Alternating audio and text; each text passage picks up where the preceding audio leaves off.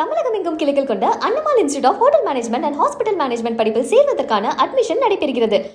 Red moon நிகழ்வை பொதுமக்கள் காண்பதற்காக திண்டுக்கல் மாவட்டம் கொடைக்கானல் பகுதியில் உள்ள வானியல் ஆய்வு மையத்தில் சிறப்பு ஏற்பாடுகள் செய்யப்பட்டுள்ளன.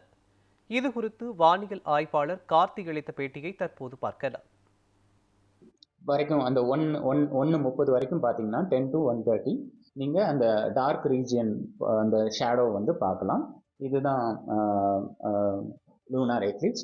இந்த வர்ற டயத்தில் பார்த்தீங்கன்னா இந்த அம்ப்ரா ரீஜியன் டார்க்கர் ரீஜியனில் வரும்போது பார்த்தீங்கன்னா மூன் வந்து ரெட் கலரில் இருக்கும், ஆரஞ்சு கலரில். அதை தான் நம்ம அடிக்கடி பிளட் மூன், ரத்த கலரில் மூன் இருக்கு, அப்புறம் ஆரஞ்சு கலரில் காப்பர் மூன் அப்படின்னு சொல்லுவாங்க. அதனோட மீனிங் என்னன்னா, இப்போ பூமியிலேருந்து வர்ற சூரிய கதிர்கள் என்ன ஆகுதுன்னா, எர்த்து வந்து நம்ம வந்து அட்மாஸ்பியர் இருக்குது, வளிமண்டலம் இருக்குது, அந்த கதிர்கள் வந்து வளிமண்டலத்தில் பட்டு ரீஃப்ராக்ட் ஆகி தான் நம்ம நிலவு மேலே படுது. அப்படி படும்போது சின்ன சின்ன அலைநீளங்கள் உள்ளதெல்லாம் பிரதிபலிச்சிடும்.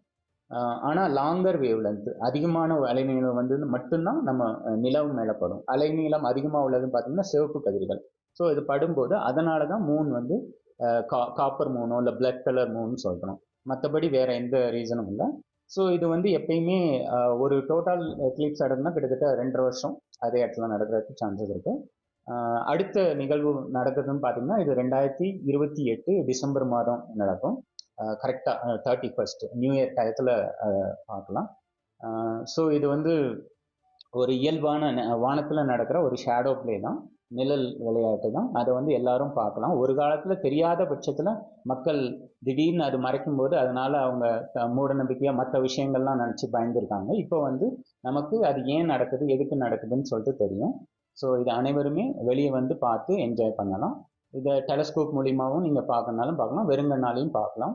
இதுக்கிடையில் ஒரு புது இன்ஃபர்மேஷனாக சொல்லணும்னு பார்த்தீங்கன்னா, ஃப்ளைட்டில் அந்த டயத்தில் யார் யார் பறக்குறாங்களோ, உதாரணத்துக்கு Delhi to Chennai, Kolkata to Bangalore, Kolkata to Mumbai, அந்த ரீஜியனில் பார்க்குறவங்க வந்து ஃப்ளைட்டில் அபோவ் த கிளவுட்ஸ், கிட்டத்தட்ட 35,000 ஃபீட்டுக்கு அபோவ்னா 10 கிலோமீட்டர்ஸ்க்கு மேலே, கிளவுட்ஸ்க்கு மேலே இருந்து உள்ளவங்க அழகாக அந்த டயத்தில் ஃப்ளை பண்ணுறவங்க பார்க்கலாம். ஸோ இந்த அரிய ஆப்பர்ச்சுனிட்டியை யாரும் மிஸ் பண்ணாத மாதிரி